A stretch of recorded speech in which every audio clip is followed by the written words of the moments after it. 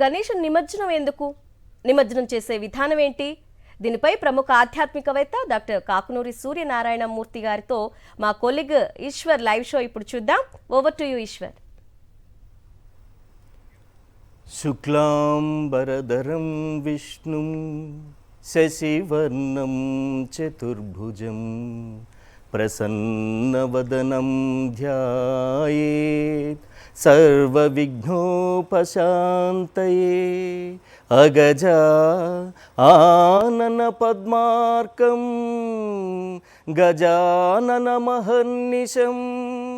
అనేకదంతం భక్తానాం ఏకదంతముపాస్మహే ఏకదంతముపాస్మహే.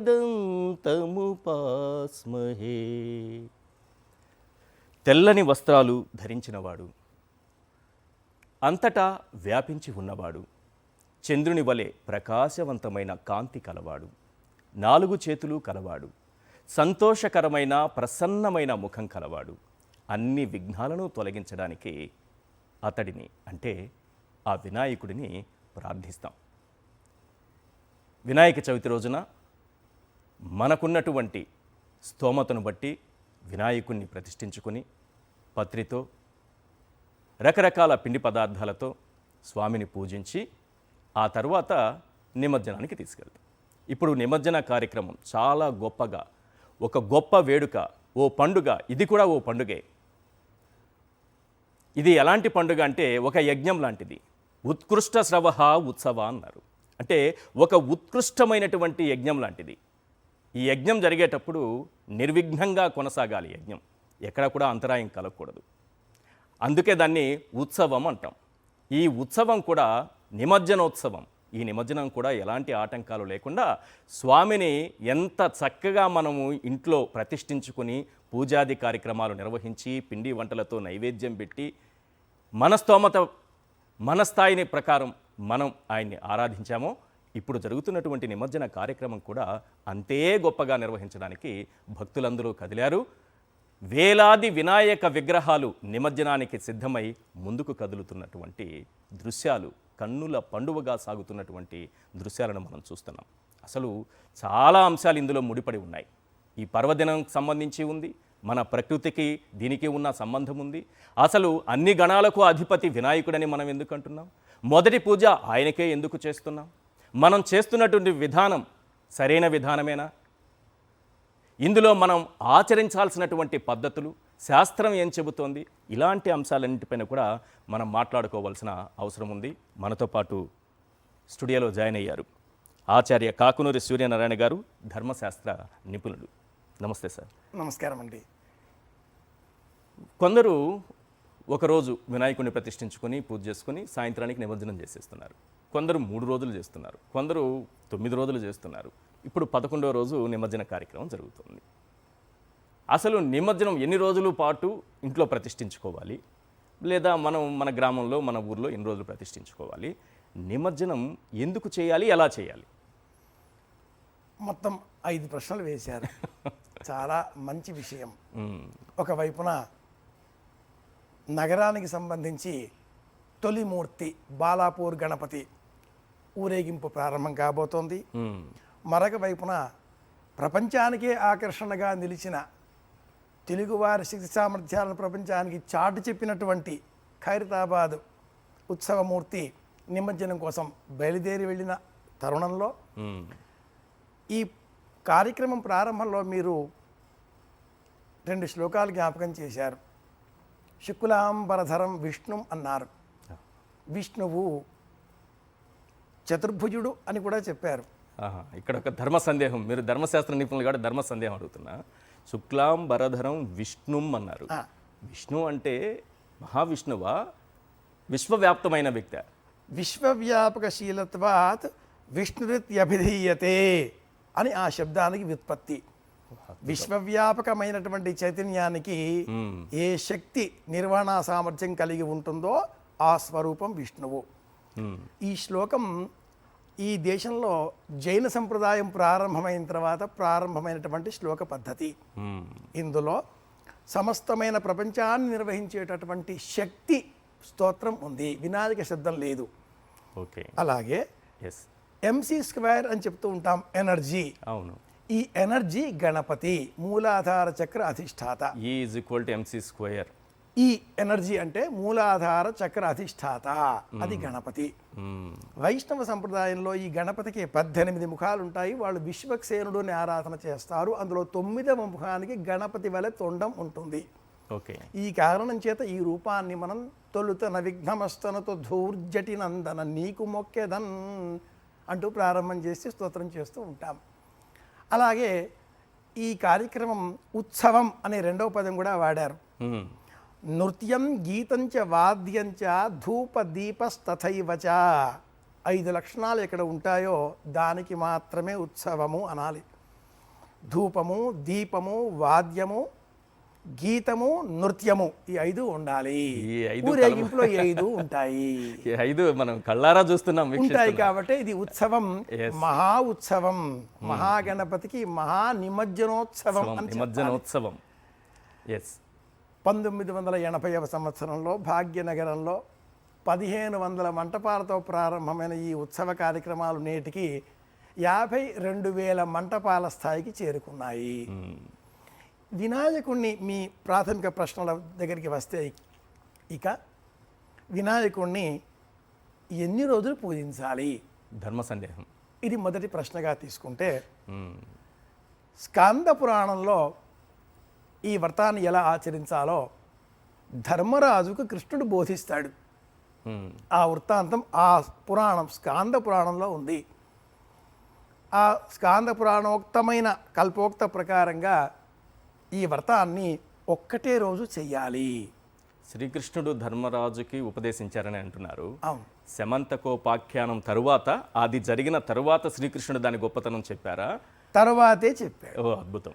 ఎందుకంటే ఈ వృత్తాంత విషయంలో ఒకరోజు మాత్రమే ఎందుకు ఇలా జ్యోతిష శాస్త్ర ప్రస్తావన కూడా ఇక్కడ చేసుకోవాల్సి ఉంటుంది?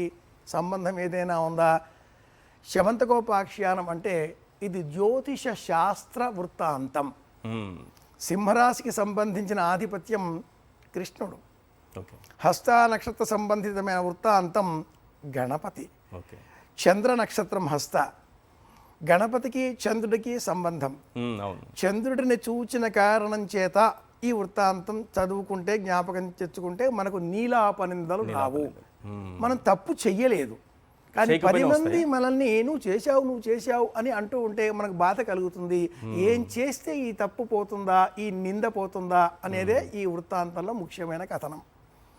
ఒకటే రోజు ఎందుకు చెయ్యాలి? చవితి నాడు సాయంత్రం చేసి, పంచమి నాడు మరుసటి రోజు సాయంత్రం ఋషి పంచమి అనే వ్రతం చేస్తూ సప్తర్షి మండలాన్ని దర్శించుకొని ఉపవాస వ్రతం కొనసాగించాలి అని స్కంద పురాణం చెబుతుంది. అలాంటప్పుడు చవితి నుంచి ఈరోజు చతుర్దశి. అవును. ఇన్ని రోజులు ఎందుకు చేస్తున్నాం? నవరాత్రి అన్న ప్రస్తావన ఎప్పుడు వచ్చింది? ఒక్కొక్కసారి నవరాత్రులు ఉండవచ్చు, 10 రోజులు ఉండవచ్చు. తిథి వ్యాపకాన్ని అనుసరించి ఎన్ని రోజులైనా మనం చతుర్దశి నాడు నిమజ్జనం చెయ్యాలి అనే అలవాటు, వాడుక, ఆచారం శాస్త్రంగా వచ్చేసింది. ఓకే. శాస్త్ర గ్రంథాలలో ఎక్కడా లేదు చతుర్దశి నాడు నిమజ్జనం చెయ్యాలి అని. ఏ శాస్త్ర పురాణ గ్రంథాలలో కూడా లేదు. ఓకే. ఈ దేశ అవసరాలను అనుసరించి 1893వ సంవత్సరంలో బాలగంగాధర తిలక్ గారు ముంబాయి లాల్ బాగ్ క్షేత్రంలో ప్రారంభం చేసిన ఈ నగర కూటమిలో ఏర్పాటు చేసిన మంటపాలకు సంబంధించిన ఉత్సవ నిర్వహణ దేశభక్తిని ప్రచారం చేసే నిమిత్తమై చతుర్దశి వరకు కొనసాగింది. దైవభక్తి, దేశభక్తి రెండూ కలవడం వల్లే స్వాతంత్రం సిద్ధించిందేమో సిద్ధి వినాయకుడి వల్ల అనిపిస్తుంది. మొదటి 11 సంవత్సరాలు ఈ ఉత్సవం 5 రోజులే ఉండేది. తదుపరి ఈ దేశానికి సంబంధించి మొదటిసారిగా బెంగాల్ విభజన ఏర్పడినప్పుడు 5 రోజుల ఈ పంచమి నాటికి, నవమి నాటికి సంబంధించిన కార్యక్రమం చతుర్దశి వరకు కొనసాగింది. గత 120 ఏళ్ళుగా ఇలాగే, 136 ఏళ్ళుగా ఇలాగే వస్తూ ఉంది. అయితే ఎందుకు నీటిలో నిమజ్జనం చేయాలి? ఇది మీరు అడిగిన ఆ 5వ ప్రశ్నగా తెచ్చుకుంటే, ప్రారంభంగా విష్ణువు అన్న శబ్దం వాడి ఉన్నాం కదా, అవును. అదే సమాధానంగా చెబుతాను. ఆకాశస్యధిపో విష్ణు అగ్నిశ్చైవ మహేశ్వరి వాయో సూర్య క్షితేరీశ జలరూపో వినాయక అని శారదా తంత్రం అనే గ్రంథం చెబుతుంది. ఈ ప్రపంచమంతా కూడా పాంచభౌతికమైనది. ఎస్. భూమి, నీరు, నిప్పు, గాలి, ఆకాశం. ఈ ఐదింటి కలయికతో శరీరం, ప్రపంచం, ఎస్. భూమండలం అంతా ఏర్పడుతుంది. ఐదింటిలో ఆకాశానికి విష్ణు రూపం ఆధిపత్యం, అగ్నికి శక్తి రూపం ఆధిపత్యం. అందుకే అమ్మవారిని తాం అగ్నివర్ణం తపసాజ్వలంతీం, ఖైరతాబాద్ గణపతి శక్తి రూప గణపతి కదా, చూస్తున్నాం కదా ఒకవైపున. అలా అగ్ని రూపం శక్తి అమ్మవారికి సంబంధించింది. వాయువు సూర్య రూపం, సూర్యుడు మండే అగ్నిగోళం. వాయువు కారణంగానే రేపటి గ్రహణం కోసం కూడా మాట్లాడుకుంటాం ఇదే విషయాన్ని. అలాగే క్షితేరుష, ఈ భూమి శివుడికి సంబంధించింది. భూమి శివుడు, భూమి చుట్టూ తిరిగేటటువంటి చంద్రుడు ఈ భూమికి ఉపగ్రహం, శివుడి నెత్తిలో ఉండే చంద్రవంక. అవును. పురాణ కథలన్నీ కూడా సైన్స్తో ముడిపడి ఉంటాయి. నీటికి సంబంధించి గణపతి, ఆకాశానికి విష్ణువు, అగ్నికి దుర్గ, గాలికి సూర్యుడు, భూమికి శివుడు, నీటికి గణపతి అని శారదా తంత్రం చెబుతుంది. అప్సు మే సోమో అబ్రవీతంతర్విశ్వాని భేషజ అని వేదధర్మం. నీటిలో సమస్త దేవతలు ఉన్నారు. శక్తి, ప్రాణశక్తి నీటిలోనే. బాగా అలసిపోతే నీరు ఇలా మనం ముఖం మీద చిల్లుకుంటాంగా, ప్రాణం సేద తీరుతుంది. అలాంటి ఆ నీటిలో ఉండే శక్తి గణపతి. మరి పూజించిన గణపతి ఎందుకు నిమజ్జనం చేయాలి? మీరు మళ్ళీ ప్రశ్న వేస్తే అప్పుడు చెబుతాను. తప్పనిసరిగా అదే చాలా అవసరం. ఇప్పుడు మొత్తం కార్యక్రమమే దానిపైన కొనసాగుతుంది. ఎస్, ఒక్కసారి బాలాపూర్ వెళ్ళొద్దాం స్వామి. అక్కడ ఇప్పుడు వినాయక నిమజ్జనానికి సంబంధించిన ఏర్పాట్లు ఎలా ఉన్నాయి? తర్వాత బాలాపూర్ లడ్డూకి ఒక విశిష్టత ఉంది. పోటీ పడి మరి ఆ వేలం పాటలు ఆ లడ్డూను సొంతం చేసుకోవాలి, లక్షల ధరలు చెల్లిస్తూ ఉంటారు. అంతకంటే ఇప్పుడు ఎక్కువ పోతున్నా దాని విశిష్టత, దానికి ప్రత్యేకత దానికి అలాగే ఉండిపోయింది. ఒకసారి హిమబిందు అక్కడ ఉన్నారు, హిమబిందుతో మాట్లాడదాం. బిందు, ఎస్, కాస్త సాంకేతిక సమస్య కనిపిస్తోంది. ఎస్, నిమజ్జనం గురించి. నిమజ్జనం ఎందుకు? నీటిలోనే నిమజ్జనం ఒక్క గణపతినే చేస్తున్నామా? కాదుగా. దసరా పండుగ నాడు బతుకమ్మ రూపంలో గౌరమ్మను కూడా మనం నీటిలో నిమజ్జనం చేస్తాం. పసుపులో పుట్టే గౌరమ్మ, పసుపులో పెరిగే గౌరమ్మ, పువ్వుల్లో పుట్టే గౌరమ్మ, కుంకుమలో పుట్టే గౌరమ్మ, ఇలా పాటలన్నీ పాడుతూ నీటిలోనే నిమజ్జనం చేస్తాం. శివ సంబంధంగా కూడా ఒక అర్చన ఉంది. అరచేతిలో అంత పుట్టమన్ను తీసుకొని అరచేతిలో శివలింగం చేసి, అరచేతిలోని అభిషేకం చేసి, అరచేతిలో నుంచే ఇలా నీటిలో నిమజ్జనం చేయాలి. ఇది పార్థివ శివలింగ పూజ. గళం అంటే కంఠసీమలో ఛాతీలో ఒక గొలుసు వేసుకొని అందులో శివలింగమును స్థాపన చేసుకునేటటువంటి శివారాధ్యులకు ఈ అర్చన తెలుసు. శివుడిని నిమజ్జనం చేస్తాం, గౌరమ్మను నిమజ్జనం చేస్తాం, గణపతిని నిమజ్జనం చేస్తాం. లౌకికంగా చాలామందే చెబుతూ ఉంటారు, ప్రకృతి, చెరువు, నీళ్లు, పర్యావరణము, రైతు బాంధవుడు గణపతి, అందుకే ఎలుక వాహనంగా ఉన్నాడు, చేతిలో వరికెంకి పట్టుకుంటూ ఉంటాడు, ఏనుగు తండంగా ఉన్నది. ఈ రూపాలన్నీ మనం గమనిస్తే ఈజిప్ట్ దేశములో, జర్మనీలో, గ్రీసులో, ప్రపంచవ్యాప్తంగా అనేక దేశాలలో ఇలాంటి జంతువుల శిరస్సుగా ఉండే రూపాలను చూడవచ్చు. గణపతి రూపం పిరమిడ్స్ దగ్గర కూడా ఉంది. సనాతన భారతీయ ధర్మం విశ్వవ్యాపిత ధర్మం. ఒకప్పుడు ప్రపంచమంతా ఈ ధర్మాన్ని పాటించిందే సైన్స్ నేపథ్యంలో. వస్తాను స్వామి, ఒక్కసారి బాలాపూర్ వరకు వెళ్దాం. హిమబిందు, అక్కడ నిమజ్జనానికి సంబంధించి ఏర్పాట్లు ఎంతవరకు వచ్చాయి? అంతకంటే ప్రధానమైంది లడ్డూ వేలంకి సంబంధించి. లడ్డూ వేలం ప్రారంభమైందా? ప్రస్తుతం అక్కడ ఉన్నటువంటి పరిస్థితులు ఏంటి? తొండము నేకదంతము తోరపు బొజ్జయు వామహస్తమున్ మెండుగ మోగు గజ్జలును ఓయి గణాధిప విద్యల నెల్ల నొజ్జయై నిన్ను పూజించేదా అంటూ మొత్తం యావత్ లోకమంతా కూడా గణనాథుణ్ణి పూజించింది. నవరాత్రుల పాటు ప్రత్యేక పూజలు అందుకున్నాడు గణనాథుడు. బాలాపూర్ వినాయకుడి ప్రస్తుతం గ్రామ ప్రదక్షిణ పూర్తవుతోంది. ప్రస్తుతం మనం ఏదైతే సెట్ వేశారో బాలాపూర్ వినాయకుడికి ఆ సెట్ చూస్తున్నాం. పూర్తిగా స్వర్ణగిరి థీమ్ తోటి ఈ సెట్ని ఏర్పాటు చేశారు ఈశ్వర్. ఈ గ్రామ ఊరేగింపు పూర్తయిన తర్వాత కరెక్ట్గా గ్రామం నడిబొడ్డుకు వచ్చాక ఈ లడ్డు వేలంపాట నిర్వహిస్తారు. ఈసారి 7 ఈ వేలంపాటలో పాల్గొనబోతున్నారు. వాళ్ళంతా కూడా భారీ ధర చెల్లించి ఈ లడ్డూను కైవసం చేసుకోవాలి అని కోరుకుంటున్నారు. మనతో మాట్లాడుతూ చాలామంది చెప్పారు మొట్టమొదట ఈ లడ్డూని 450 రూపాయలకి సొంతం చేసుకున్నారట. అయితే ఆ లడ్డూ ప్రసాదాన్ని తన పొలంలో చల్లారు ఆయన. అప్పుడు చాలా మంచి దిగుబడి వచ్చింది. తన చుట్టుపక్కల వాళ్ళందరికీ కూడా ఆ లడ్డూ ప్రసాదాన్ని ఇచ్చారు. అప్పటి నుంచి అదొక ఆచారంగా కొనసాగుతూ వస్తోంది.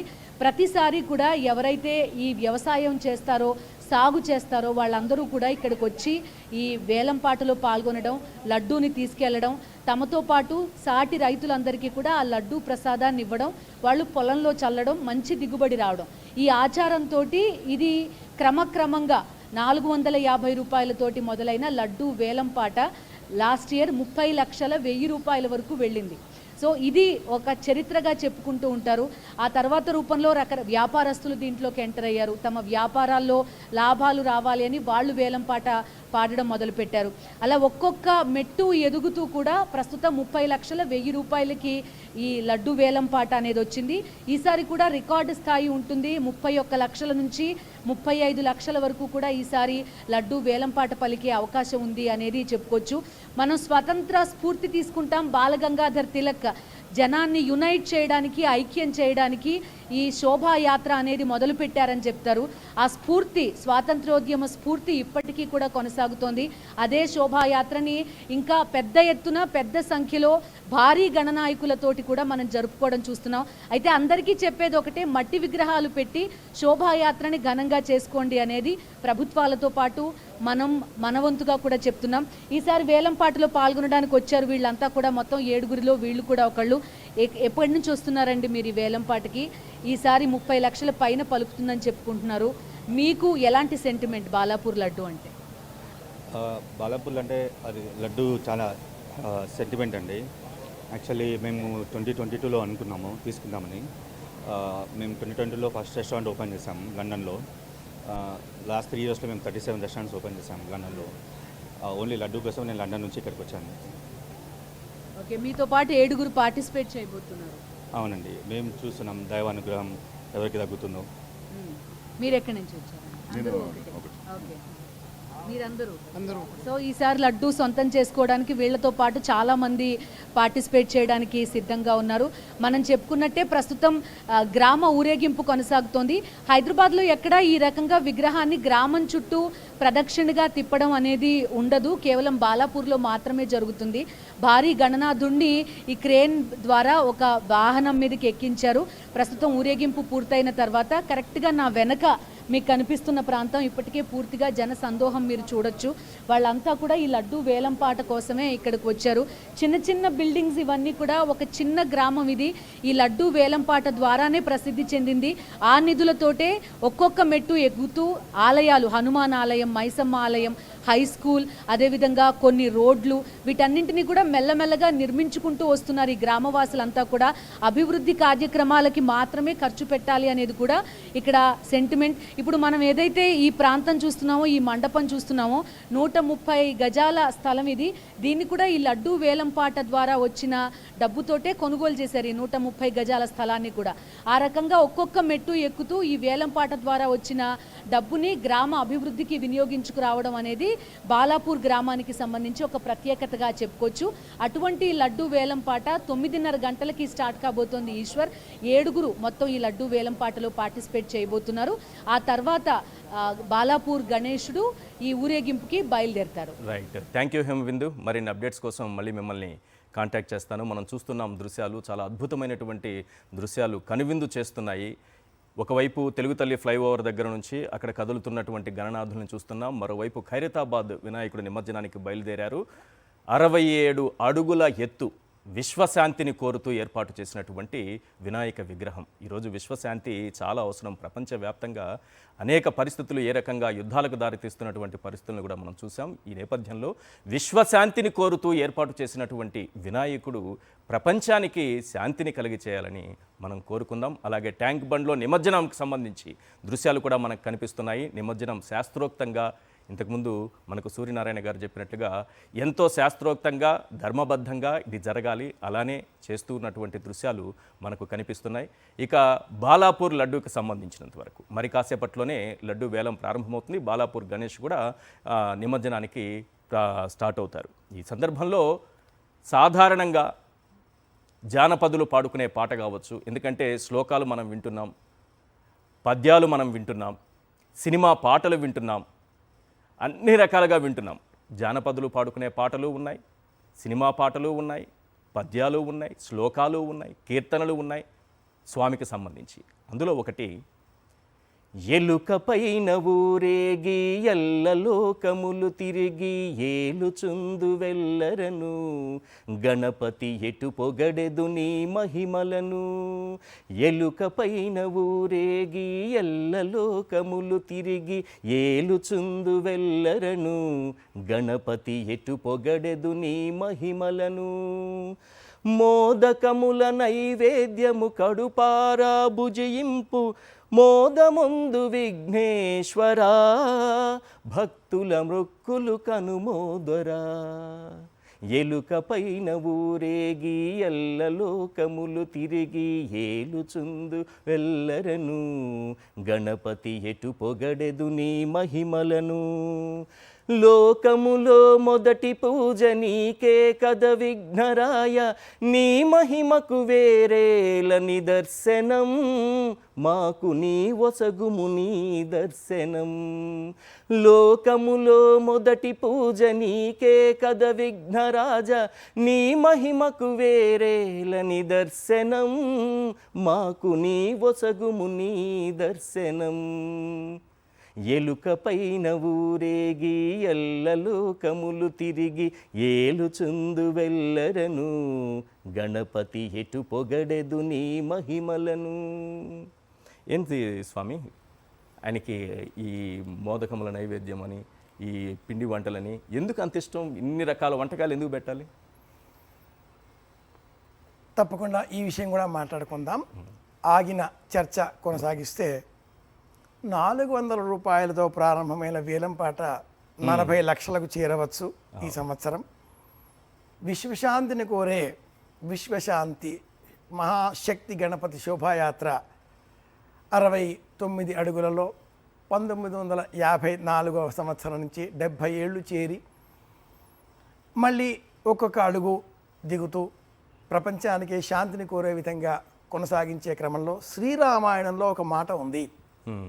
రావణ సంహారం అనంతరం మహర్షి వాల్మీకి రాసిన ఆ శ్లోకంలో, వినాయకాశ్చ శామ్యంతి, వినాయక స్మరణ చేస్తే శాంతి కలుగుతుంది. చూడ్డానికి ఏమీ బాగుండడే.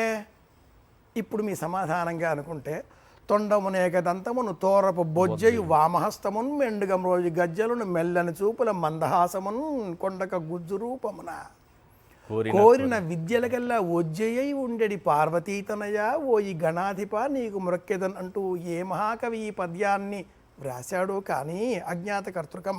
ఎవరు వ్రాశారో ఎవరికీ తెలియదు. ఇలాంటి ఈ స్వామికి చప్పటి కుడుములు ఉండ్రాళ్లే ఎందుకు పెట్టాలి? అలాగే వీధులలో ఎందుకు పెట్టాలి? గ్రామ కూడలి ఇలా బాలాపూర్ కావచ్చు, 52,000 వినాయక మంటపాలు ఏమిటి? ప్రపంచవ్యాప్తంగా ఈ 52,000 భాగ్యనగర్. మనం ప్రపంచవ్యాప్తంగా ఇప్పుడు ఈ లడ్డూలో వేలం పాటలో పాల్గొనడం కోసం లండన్ నుంచి మరీ వచ్చారంటే దేశ విదేశాల్లో కూడా కదా.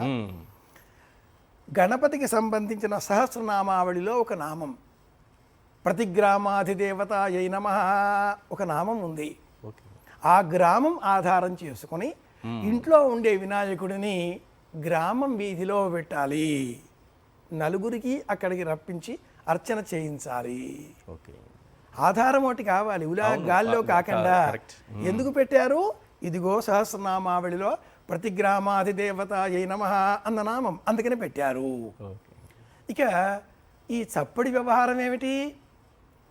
ఎల్లుండి కూడా పౌర్ణిమ అయిన తర్వాత మనం విధియ నాడు మళ్ళీ ఈ ఉండ్రాళ్ళనే చప్పటి కుడుములతో అర్చన చెయ్యాలి. ఎల్లుండి కూడా నిమజ్జనం అయ్యాక పౌర్ణిమ తర్వాత కూడా శుక్ల కృష్ణ పక్షాలలో భాద్రపద మాసం అంతా కూడా ఉప్పు, కారం, నూనె తక్కువగా ఉండే పదార్థాలు తినాలి. ఈ దక్షిణాయన కాలంలో నెమ్మదిగా మనలో జీర్ణశక్తి తగ్గుతుంది. ఓకే. అందుకని రాత్రి కాలం కూడా బాగా పెరిగిపోతుంది, పగటి కాలం తగ్గుతుంది, జీర్ణశక్తి తగ్గుతుంది. కనుక కఠినమైన పదార్థాలు కాకుండా కాస్త పలచనగా సులభంగా జీర్ణం అయ్యే పదార్థాలు తినాలి. పైగా ఈ గణపతికి నివేదనగా అర్పించవలసింది దోసపండ్లో మరింకేదో కాదు, సమర్పించవలసింది వెలగ పండు. శాస్త్రం ప్రకారంగా సమర్పించవలసిన పండు కరిమింగిన అని చెప్తాం కదా, వెలగ పండు తథ్యము సుమతి, అది సమర్పించాలి. కరి అంటే పురుగు, వెలగ పండులో ఉండేది తినేది అనేది శాస్త్రం తెలిసిన వాళ్ళు చెప్పే సమాధానం. కానీ గణపతికి ప్రీతిగా ఉండేది అరటిపండు లేదా చప్పిడి పదార్థాలు. ఇందులో 21 అన్న సంఖ్యలో చప్పిడి కుడుములు పెట్టాలి అని ఆ వ్రతంలోనే ఉంది. ఓకే. పత్రి స్వామి ఎన్ని అది కూడా 21. 21 పత్రులు గణపతికి 21కి సంబంధం ఏమిటి? మీరు అడిగిన నైవేద్యం ఏమిటి? అవును. పూజ ఏం చేశారు అని చూడదు ఈ లోకం. నైవేద్యం ఏం పెడుతున్నారు అని ప్రశ్నిస్తుంది. ఓకే. బాలాపూర్లో అర్చన ఏదైనా ఉండవచ్చు, లేదా శాంతి గణపతి అర్చన ఇంకేదైనా ఉండవచ్చు. కానీ లడ్డూ వేలం వేశారా? ఎక్కడో 2.5 కోట్లు పలికింది అని విన్నారు, ఇక్కడ 40 లక్షలు రాబోతుందని వింటున్నారు. పూజ ఏం చేశారు అని చూడదు ఈ లోకం, ప్రసాదం ఏం పెట్టారు అని చూస్తుంది. ఈ వినాయకుడికి 21 సంఖ్యాకాన్ మోదకాన్ ఘృతపాచితాన్ అని ఆ వ్రతంలోనే నేతితో వండినటువంటి చప్పిడి కుడుములను 21 సంఖ్యలో నివేదనగా సమర్పించాలి అని ఆ వ్రతంలో ఉంది. ఇది నియమం, శాసనం. అది ఆధారం చేసుకునే మనం స్వామికి ప్రీతికరంగా చప్పిడి పదార్థాలను నివేదనగా సమర్పిస్తాం. ఇంకొక మాట జ్ఞాపకం తెచ్చుకుంటే, ఈ వినాయకుడు పిల్లలకు స్నేహితుడు, బాలగణేశుడు. 32 రకాలుగా ఉండే గణపతులు కావచ్చు, 16 గణపతులు కావచ్చు, ఎలా ఉన్నా పిల్లలకు మహా ఇష్టం ఈ గణపతి అంటే. చిన్నారి బాలబాలికలంతా కూడా వాళ్ళ పుస్తకాలు గణపతి వద్ద పెట్టి, ఓ పొజ్జ వెంకయ్య నీ బంటు నేనయ్య ఉండ్రాళ్ళ మీదికి అంటూ బింగీళ్ళు తీస్తారు, గుంజీళ్ళు తీస్తారు, మాకు బాగా చదువు రావాలని కోరుకుంటారు. పిల్లల స్నేహితుడు. పిల్లలకి ఏం పెడతాం మనం? సులభంగా జీర్ణం అయ్యేటటువంటి చప్పిడి పదార్థాలే పెడుతూ ఉంటాం. మోదకాలు, తీపి పదార్థాలు, పాయసం, ఉండ్రాళ్ళు. ఆయన చేతిలో 2 ఉంటాయి, వరసిద్ధి వినాయకుడి చేతిలో.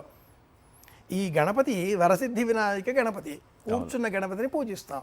పాశాంకుశధరం దేవం ధ్యాయేత్ సిద్ధి వినాయకం అని స్తోత్రం చేస్తాం. వ్రతంలో మొదటిది ఇదే కదా. పాశము అన్న పదం ఉంది ఇక్కడ. ఏమి? ఆయన చేతిలో ఒక తాడు ఉంటుంది, అది పాశము. ఎడమ చేతిలో, కుడి చేతిలో అంకుశం, ఎడమ చేతిలో పాశం. అంకుశం ద్వారా ఆ ఏనుగును నియంత్రిస్తాడు. ఏనుగు అహంకారానికి ప్రతీక, మనలో ఉండే అహంకారానికి ప్రతీక, నియంత్రణ. మరి పాశము ప్రేమ పాశము అంటాం మనం. తెలంగాణలో పాశము అంటే బెల్లము, గోధుమ పిండి తాలికలు, వాటిని చిట్టిమిళ్ళు అంటారు.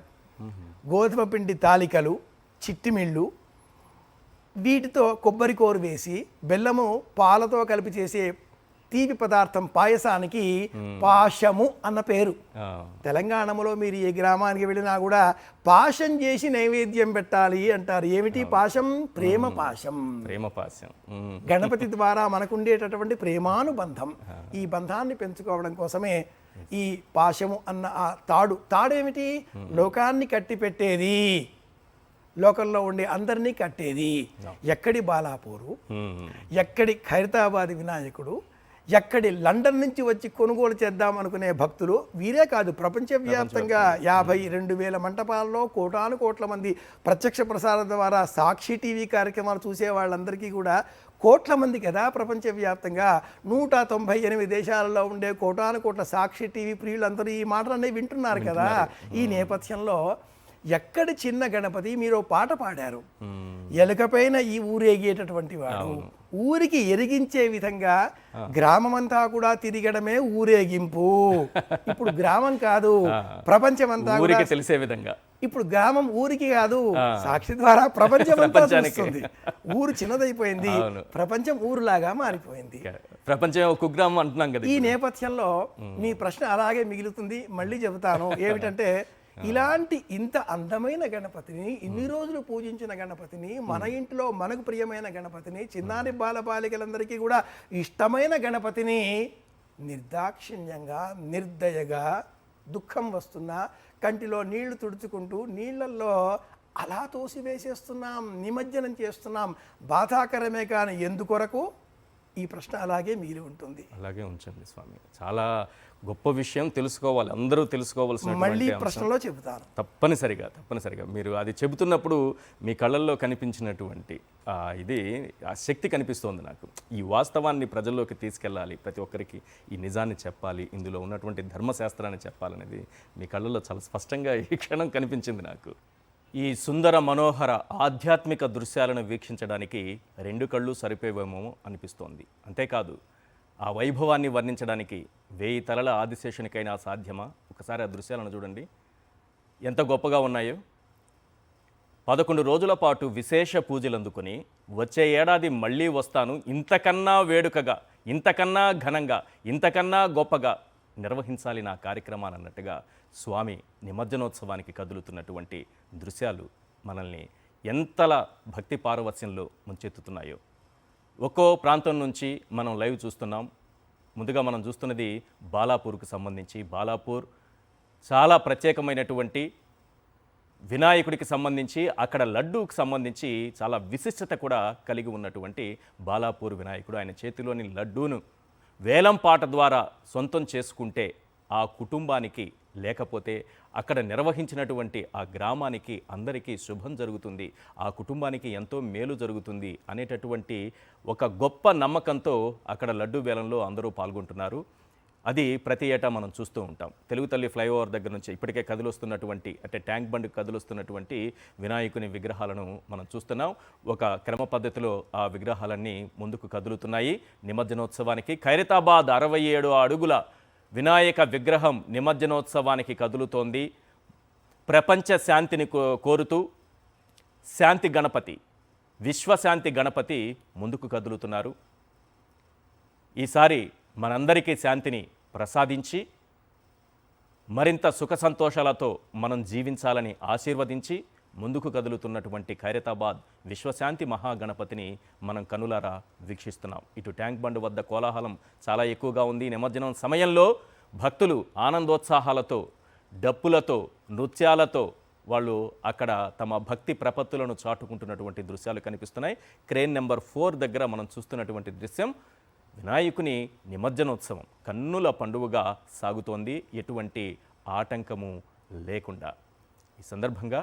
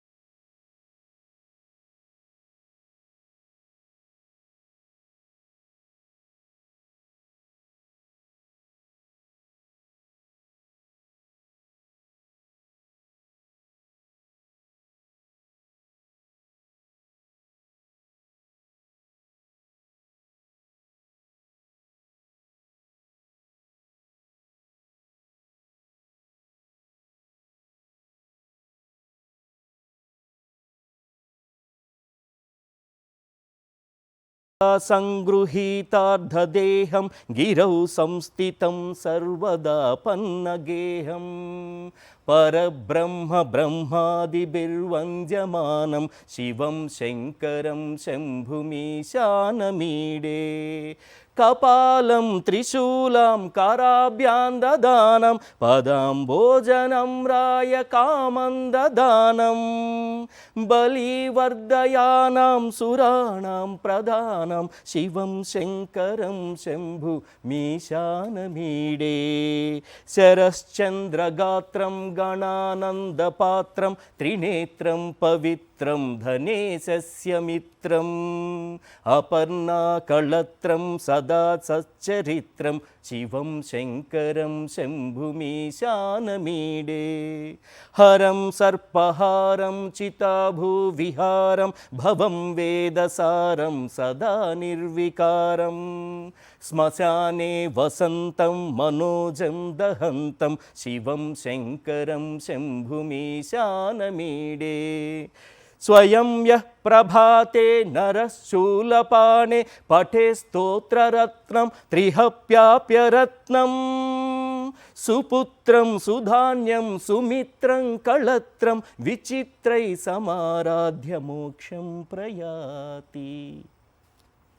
స్వామి, నిమజ్జనానికి సంబంధించి చెప్తున్నారు. పరమశివుణ్ణి కూడా మనం ఈ సందర్భంగా ఒక్కసారి గుర్తు తెచ్చుకోవాల్సినటువంటి అవసరం ఉంది.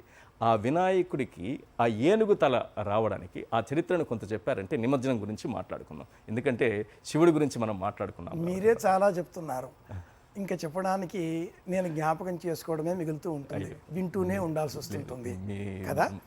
విందాం. శివుణ్ణి జ్ఞాపకం చేసుకోవాలి అన్నారు. అవును. శివం అంటే ఆనందం అని అర్థం. శివ అంటే పార్వతి, శివ అంటే శివుడు. శివ అన్న శబ్దంలోనే రెండు ఉన్నాయి. అర్ధనారీశ్వరుడు అలా వచ్చిందా? 2 నెలల క్రింద కైలాసం వెళ్ళిన వాడిని, కాలి నడకన పరిక్రమ 46 కిలోమీటర్లు ఒక్క నెల క్రింద చేసి వచ్చిన వాడిని అయిన నేను అక్కడ ఒక చిత్రం చూశాను. ప్రత్యక్షంగా శివదర్శనం కూడా కలిగింది నాకు. ఎక్కడైతే ఈ కైలాస పర్వతం ఉన్నదో మానస సరోవరానికి 2వ వైపున మరి ఒక కొండ కనిపించింది. అక్కడికి ఇంతవరకు ఎవరూ వెళ్ళరు అని చెప్పారు, వెళ్ళలేదు అని కూడా చెప్పారు. ఆ కొండ పైన పరమేశ్వరుడు ఈ గణపతి శిరస్సును తొలగించి ఏనుగు శిరస్సును అతికించినట్లుగా అక్కడి స్థల పురాణం చెబుతుంది అని కూడా చెప్పారు. దుర్గ్రాహ్యం, ఆ కొండ దగ్గరికి మనం చేరలేం. ఆ కొండ దేవర దుర్గ అన్న పేరిట వాళ్ళు పిలుచుకుంటూ ఉన్నారు. గణపతి పార్వతీ తనయుడు. ఇందాక మనం మాట్లాడుకున్న సమయంలో జానపదుల పాట మీరు ఒకటి జ్ఞాపకం చేస్తూ జానపద శబ్దంతో ఆపారు. పార్వతీ తనయ ఓయి గణాధిప అంటూ శాస్త్రం తెలిసిన వాళ్ళు చెబుతూ ఉంటే జానపదులు శివశివమూర్తివి గణనాథ, నీవు శివుడి కుమారుడివి గణనాథ అంటారు. శివుడి కుమారుడివి, ఇది జానపదుల మనస్సు. భక్తుడైన ఆ రాక్షసుడు హృదయంలో ఉన్నాడు శివుడు. బయటికి తీసుకురావాలి అంటూ బ్రహ్మ విష్ణువు వెళ్ళారు, నృత్యాలు చేశారు. ఆ గజాసురుడి ఉదరం చీల్చుకుని బయటికి వచ్చాడు. గజాసురుడికి వరాన్ని ఇచ్చాడు, నీకు శాశ్వతత్వం కలిగిస్తాను అనేసి. ఇక్కడ పార్వతీదేవి తన శరీరం మీద ఉండేటటువంటి ఆ పసుపు ముద్ద నైర్మాల్యము తొలగించి సుందరుడు అన్న పేరిట ఒక బాలుని సిద్ధం చేసుకుని సుందరుడు అన్న పేరు పెట్టి లోనికి వెళ్ళింది. సుందరుడు పేరు. శిరస్సు తొలగించి ఈ స్వామి శివుడు ఆ సుందరుడికి తిరిగి పార్వతీదేవి దుఃఖంతో తన భక్తుడైన ఆ గజ ఆననాన్ని ఏర్పాటయ్యే విధంగా శిరస్సు అతికించాడు. మరి ఆ గజాసురుడి దేహం, తల లేని ఆ శరీరం ఏమైంది? ధర్మ సందేహమే. గజాసురుడి ఇల్లాలు తన భర్త మరణించాడు అన్న దుఃఖంతో ప్రాణత్యాగం చేయబోగా శరీరమంతా కూడా దహనమైంది, శిరస్సు మాత్రమే మిగిలింది. ఆ శిరస్సును ఈ గజాసురుడి దేహానికి అతికించి వినాయకి అన్న పేరిట ప్రత్యేకంగా దైవాన్ని ఏర్పాటు చేసిన ఈ సంప్రదాయం, ఈ రూపాన్ని శుచీంద్రం అనే క్షేత్రంలో మనం గమనించవచ్చు. కన్యాకుమారి సమీపంలో ఈ క్షేత్రం ఉంటుంది. ఆ దైవం పేరు వినాయకి. ఇంటికి సంబంధించిన వాస్తు పూజలు చేసే సమయంలో 48 దేవతలను పూజించాలి. షట్పంచాశత్ దేవతలు ఎలా మనం ఆ మంటపంలో ఆరాధన చేస్తామో అలాగే 48 వాస్తు మంటప దేవతలలో ఒక దేవత వినాయకి. ఇది రూపం. గణపతిని స్మరించే సమయంలో శివుడిని కూడా మనం స్మరించాలి. ఎందుకు? శివుడు భూమి. ఈ భూమండలంలో ఉండేటటువంటి గ్రావిటేషన్ పవర్, గురుత్వ ఆకర్షణ శక్తి, అది గణపతి. కనుక గణపతి మహామంత్రాన్ని సర్వజనం మే వశమానయ వశమానయ స్వాహ, బీజాక్షరాలు చాలా ఉంటాయి, ఈ మాధ్యమం ద్వారా చెప్పకూడదు. గణపతి మహామంత్రం సర్వజనం మే వశమానయ, సెంట్రల్ గ్రావిటేషన్ పవర్, గురుత్వ ఆకర్షణ శక్తి భూమిలో ఉండేది గణపతి. ఈ భూమి మీద పెరిగేటటువంటి చెట్లు చేమలు, ప్రకృతి, the nature so called is called Parvati, goddess Durga. ఈ భూమి సూర్యుని చుట్టూ ఒక వృత్తం సిద్ధం చేసుకుని ఒక శూన్యంలో సంచారం చేస్తూ ఉంది. అది బాహ్యమైనటువంటి వలయం కుమారస్వామి సర్పరూపం సంచారం చేయడం. ఇది శివ కుటుంబం. శివుడి నెత్తి మీద ఉండేటటువంటి చంద్రుడిగా ఈ భూమి చుట్టూ తిరిగేటటువంటి చంద్రుడిని ఉపగ్రహంగా సూచిస్తుంది సంప్రదాయం. మనకంటే పెద్ద శక్తి ఆలయం కనుక మనం ఆలయానికి వెళ్ళి ప్రదక్షిణ చేస్తూ ఉంటాం. భూమి కన్నా కూడా పెద్ద శక్తి కనుక సూర్యుని చుట్టూ ఈ భూమి తిరుగుతూ ఉంటుంది. భూమి తనకన్నా పెద్ద శక్తి కనుక చంద్రుడు భూమి చుట్టూ తిరుగుతున్నాడు. ఇలా ఈ గణపతిని స్తోత్రం చేసే సమయంలో శివ శివమూర్తి అని ఎలా చెప్పుకుంటామో అలాగే ప్రభుం ప్రాణనాథం అని ఎలా మీరు జ్ఞాపకం చేశారో, గణపతికి గానాధిపత్యం ఇవ్వాలి. గణపతి కంటే ముందు పుట్టిన కుమారుడు కుమారస్వామి. ఎవరికి? 2 కుమారులు, ఆస్తి పంపకాలు, సమస్య, గానాధిపత్యం లోకంలో ఉండేదే, లోకంలో ఉన్నదే. ఏ రాజాధినేత అయినా ఏ రాజకీయాల్లో ఉండే వ్యక్తి అయినా ఏం కోరుకుంటాడు? ప్రజలకు మేలు చేయాలి అని. ఏవైనా కారణాల చేత ఇబ్బందులు కలిగితే గణపతి పూజిస్తాడు, మళ్ళీ అధికారంలోకి వస్తారు, మళ్ళీ ప్రజలకు సేవ చేస్తారు, ప్రజలకు మేలు చేయాలనేదే ఉద్దేశ్యం. కాబట్టి ఆధిపత్యం కోసం గణపతి ఏం చేశాడు? ఎవరైతే ఈ లోకాలన్నింటినీ కూడా ముందు తిరిగి వస్తారో అలాంటి వారికే గానాధిపత్యం అనగానే తెలివిగలవాడు కనుక తన వాహనం చిన్న ఎలుక. ఆ ఎలుక కూడా కదలదు, తనకంటే చిన్నది. అవును. ఆఖో రూపం కృత్వా యత్కృష్ణా జనే అభిరథ్య వహంతి అని వేదమంత్రం చెబుతుంది. అఖువాహనుడు ఈ గణపతి. ఏం చేయాలి? వాళ్ళ అమ్మా నాన్నకు ప్రదక్షిణ చేశాడు. ఎక్కడ కుమారస్వామి పోయినా ముందు గణపతే కనిపిస్తున్నాడు. తల్లి తండ్రి పరమదైవం. ఇక్కడ పార్వతీ పరమేశ్వరుల చుట్టూ తిరుగుతున్నా అక్కడ కనిపిస్తున్నారా? కనిపిస్తున్నాడు. కుమారస్వామికి అక్కడ కనిపిస్తున్నారు. కనిపిస్తారు. ఎవరైతే ఇక్కడున్న గణపతి మరే ఎవరైతే తల్లిని తండ్రిని పూజిస్తారో, ఎవరైతే తండ్రినే పరమదైవంగా ఆరాధన చేస్తారో, ఎవరైతే తండ్రిని విడిచిపెట్టకుండా ఉంటారో వారినే ప్రపంచం గుర్తిస్తుంది. ఇంటి పేరు ఎక్కడో ఏ షాపుల్లోనో అమ్మరు, కొనుక్కుందామంటే దొరకదు. బుద్ధి కూడా ఎక్కడ అమ్మరు. అది మనం పెంచుకోవాలి. ఇచ్చేది తండ్రి కాబట్టి తల్లిని తండ్రి ముందుగా పూజించాలి. తల్లి తండ్రి ఆధారంగా ఉన్నవాడే ప్రపంచానికి గానాధిపత్యం పొందగలవాడు అవుతాడు. కనుక గణపతి తల్లి తండ్రి చుట్టూ తిరిగాడు, గానాధిపత్యం పొందాడు. ఏ పూజ చేసినా ముందు తన్నే స్మరించాలి అనే వరాన్ని పొంది ఉన్నాడు. ఇప్పుడు మనం చేయడం కదా స్వామి, ఈ దేవతలు కూడా ఆయనే పూజించాలా? ఈ కథలో, స్కాంద పురాణ సంబంధితమైన కథలో దేవతలు రాక్షసులు అమృతం కోసం మథనం చేసే వేళలో దేవతలు గణపతిని స్మరించారు, రాక్షసులు మరచారు. ఎవరు స్మరిస్తారో వాళ్ళకి ప్రయోజనం, వాళ్ళకి విజయం. ఇలాంటి ఉదాహరణలు పురాణాలు అనేకం చెబుతాయి. ప్రధానం తల్లి తండ్రి. కైలాసానికి వెళ్ళినా ఏ దేవతని స్తోత్రం చేసినా తల్లిని తండ్రిని స్మరించినట్లయితే సమస్త విజయాలు మనకు లభిస్తాయి. ఈ నేపథ్యంలో గణపతిని నీటిలో ఎందుకు నిమజ్జనం చేయాలి అంటే ఆ ఒక్క పాయింట్ ఎంత మాత్రం ప్రజలకు ఒక suspense మనకు లో పెడదాం. ప్రాణశక్తి ఉంటుందో అంత శక్తితో Yes. మనం తరువాత తెలుసుకుందాం.